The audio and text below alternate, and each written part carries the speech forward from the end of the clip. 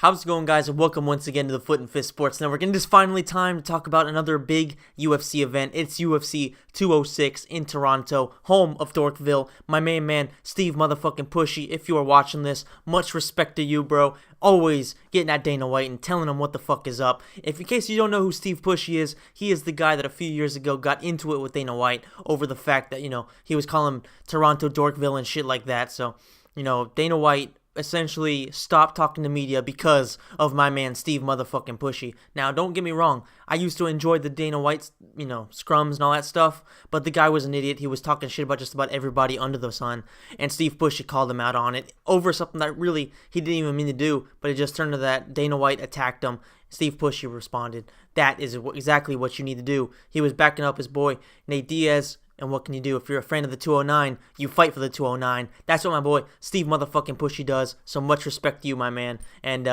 enjoy your time at UFC 206 because he is going to be at the crowd. And you better believe that if he sees Dana White, he's going to be talking mad shit to him. And it's going to be a war. And he might not even make it to the event itself. But hopefully that won't happen. I hope he enjoys his time.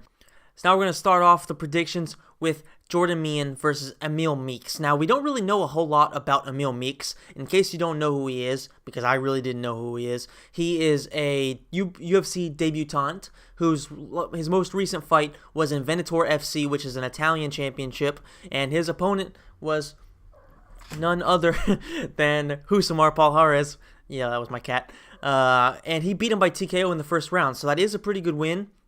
So there's no doubt that he isn't a bad fighter.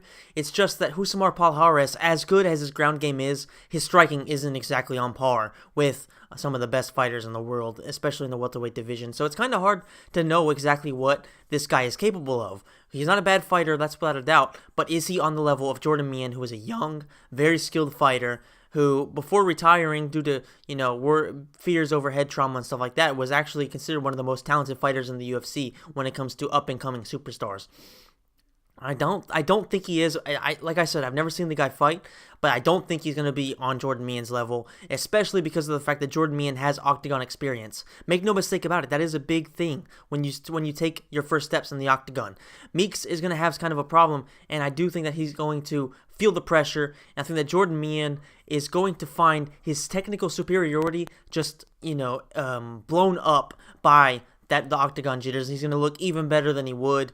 I think that Meeks is going to have even bigger disadvantage than he would have had he had a previous fight in the UFC. I think that's just going to put Jordan Mein too far ahead of Meeks, and he is going to get the win. I think it's probably going to be a late third round win. I think it's probably going to be another TKO for Jordan Mein, who has some very dangerous striking, and his ground game is also pretty good, but I do think it's going to be a TKO. Next up, we're going to talk about finally the return of Tim Kennedy. Probably my favorite American, to be honest with you. I love just about everything he does, especially Hunting Hitler. If you haven't seen that show, you need to check it out. They actually find some evidence, and they find some pretty interesting stuff. So I do recommend checking that out. And shout out to Tim Kennedy for actually getting his entertainment career going. And definitely shout out to Ranger Up. That's an awesome program, and Range 15 is an awesome show, is an awesome movie. Now, talking about the actual fight. If you look at who Tim Kennedy's fight was supposed to be against, it was against Rashad Evans. Kelvin Gastelum is the opposite of Rashad Evans. Now, as good as Rashad Evans used to be, he nowadays is a battered, injury-prone, and over-the-hill fighter, whereas Kelvin Gastelum is a guy who is young, he's got a lot of talent, and most importantly, he hasn't taken a lot of damage, and he is very tenacious. You've seen he's missed weight multiple times, and he just had a lot of setbacks over the years because of mistakes that he's personally made. When it comes to weight cutting and stuff like that, it's always the athlete's fault.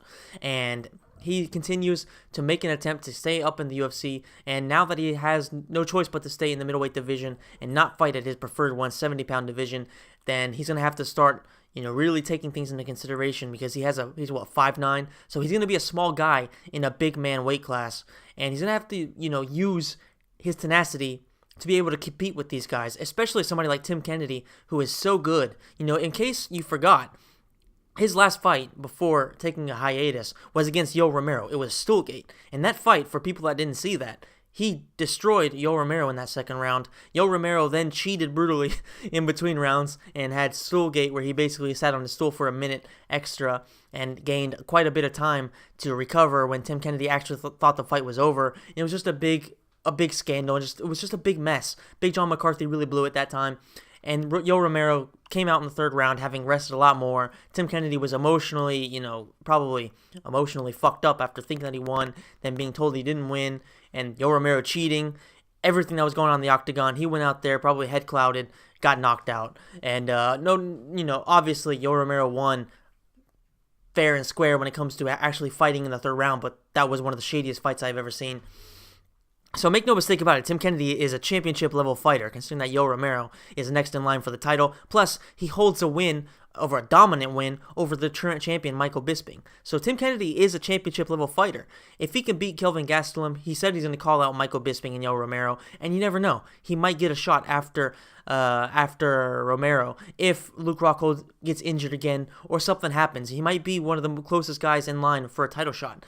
Him and Jacare are probably right after Rockhold in line for the title. And, Tim Kennedy is a great fighter. I think he's going to be able to break Kelvin Gastelum after a while. I don't think it's going to be easy at all because Gastelum, he's Mexican. And make no mistake about it, Mexicans have something in their blood that makes them tough. They are tough to break down, and they're very tenacious, like I've said multiple times about Gastelum. I think that is going to be a big asset for Kelvin Gastelum, but I think that eventually Tim Kennedy, he's just going to be too high pressure, he's going to be too strong for him, he's going to be too big at this weight class, and I think that eventually Kelvin Gastelum won't be able to take it anymore. I don't see him being finished, but I do think it's going to be a very dominant late round, probably like third. I think round 3 is going to be very dominant for Tim Kennedy, and I think he will win the other 2 rounds as well, and I think it's going to be a very one-sided decision, but make no mistake about it, all right, Kelvin Gastelum has a very bright future in his hands as long as he can stop making these dumb choices when it comes to his weight and things like that. He has to keep his weight in check. If he can do that, then he has the talent, he has the grit, and he has the heart to really have a very good career, especially being a Mexican fighter. He could be one of the faces of the UFC when it comes to Mexico. He needs to use that and stop making these dumb mistakes. And hopefully he will get his ass in gear and will be a great fighter down the line for the UFC. Next up, we're going to talk about Cub Swanson versus Doo Ho Choi. And make no mistake about it, this fight is going to be very, very fun. All right, Cub Swanson has always been known as a guy who goes out there and puts on great fights. Whether he wins or loses, he goes as hard as he can. Now, Doo Ho Choi, over the past, 2 years, has really put himself on the map in the UFC as one of the most entertaining fighters on the roster. He has, a 79% TKO KO ratio. He has 1 submission. I think he has like 7% submissions, probably 1 or 2. And he lands 7 significant strikes per minute. That's very high for his weight class. I mean, make no mistake about it, this guy is one of the most entertaining young fighters in the UFC, let alone in his division. And Cub Swanson has work cut out for him. If you look at the odds, Doo Ho Choi is actually a pretty decently high favorite. And I'm pretty sure that Doo Ho Choi is going to have the striking advantage. Why? Because Cub Swanson, as good as his boxing is, hasn't really been on top of his game lately. He's been struggling quite a lot lately, to be honest with you, and that's kind of a shame because I'm actually a pretty big fan of Cub Swanson back in the day. And I just think that Doo Ho Choi is going to be too tough for him, and I think that if the big factor here is going to be that Doo Ho Choi, even though his takedown defense isn't that good, he has 33% takedown attempts defended, but I just think that his ability to get back up is going to be a big factor here. Cub Swanson, as good as his submissions are, he isn't exactly known as being a guy that's really good at holding you down. I think Doo Ho Choi, having a technical superiority on the feet, is going to exploit that. He's going to get up off the ground if he does get taken down, and he's going to beat up Cub Swanson pretty bad. And I think that he will finish him in the late round, probably the end of the third round, but it will be a very fun fight. Make no mistake about that. It's going to be fun.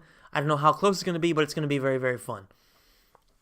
Now it's time to talk about the co-main event, and this is going to be a barn burner. Donald Cowboy Cerrone versus Matt Brown. Now, a lot of times when you get 2 guys that have this type of popularity, or at least who are known for putting on very fun, action-packed fights, sometimes you end up with them sort of being disappointing. They end up sort of hesitating and not really going at each other because they know how dangerous the other fighter is. I don't think that's going to be the case right now, and my cat's being a dick right now. I don't think that's going to be the case when these two guys meet in the octagon because of the fact that, I've never seen a boring Matt Brown fight. My cat, alright, I'm sorry guys, but my cat is jumping around chairs like a fucking jungle cat. Stop. Anyway, sorry about that. I think that these guys, I've never seen a boring Matt Brown fight, alright? The only boring Donald Cerrone fight that I can remember was his fight against Benson Henderson. But to be fair to Donald Cowboy Cerrone, just about everybody who fought him in the UFC had boring fights with Benson Henderson. My cat just knocked down a chair. What the fuck is this dude doing?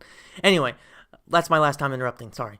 Donald Cerrone's only boring fight, like I said, was against Benson Henderson, who was notorious for being a kind of a boring fighter. Other than that, Donald Cerrone always goes out there and performs. Do you remember the fuck you kicks he landed on Miles Jury? That was sort of considered kind of a boringish fight. But I mean, how can you not love watching Donald Cowboy Cerrone just smash leg kicks onto a guy who was almost refusing to engage him? I mean, that was hilarious. And then, he just had a ton of great fights. So I think that when these two guys go at each other, it's going to be fireworks, especially because Matt Brown apparently has some kind of beef with Cowboy. Cowboy said they've trained quite a bit. Matt Brown said they've only trained 1 or 2 times, so there's definitely something behind it. Matt Brown didn't want to go into detail really about it. He just said that he doesn't like Cowboy's personality and the way he presents himself. But I honestly think that there's something behind it. There's something that they aren't going into. Cowboy, like I said that there's nothing wrong between them, but Cowboy is that kind of guy. He's the kind of guy that, he likes to drink, and he has a character. He's definitely a personality. So that could be just a difference of personality between the two. Donald Cerrone isn't a family man. Matt Brown is. I don't know. It's just something weird between them. And there's definitely something in the back of their heads that there's something between them that they aren't telling us. But I think it's going to be a very fun fight. Now, I think that in every aspect of MMA, Cowboy Cerrone is the better fighter. If you look at his striking, it's more diverse. And the big factor here is that his wrestling is way better than Matt Brown's. And his submission skills are definitely light years above Matt Brown's skills. So that means that Donald Cowboy Cerrone, I keep on calling him Donald Cowboy Cerrone. Anyway, that means that Cowboy can throw just about everything he wants in his arsenal without really having to worry about Matt Brown taking him down and doing any damage to him, really. I mean, Matt Brown has some good ground and pound, but he isn't known for submission. So Cowboy, who is a submission expert, can pretty much be very confident that he isn't going to be in danger on the ground. And if so, he will probably actually submit Matt Brown. So I think it's going to be a very favorable matchup for Cowboy, and the odds show it, honestly. Matt Brown is like a plus 285 or something like that. He's pretty substantially the underdog, and I think that it's going to be a Cowboy fight. I think it's going to be one of those fights where he starts off slow. Matt Brown will start off pretty quick. Actually, Matt Brown will probably also start off slow because he tends to do that. But I think that eventually Cowboy is going to land a body shot, a body kick more specifically. That's going to hurt Matt Brown, who has had a lot of problems with body shots in his past. And I think that eventually Cowboy will get him down the ground after rocking him to the body, and he will choke him out. I think it's going to be a fun fight. I think it's going to be a Cowboy dominant fight, but it's definitely going to be fight of the night in my opinion. So make sure that you let me know in the comments if you think that is going to be fight of the night. Now we're going to talk about the main event, and let me tell you, this is kind of a disappointing situation.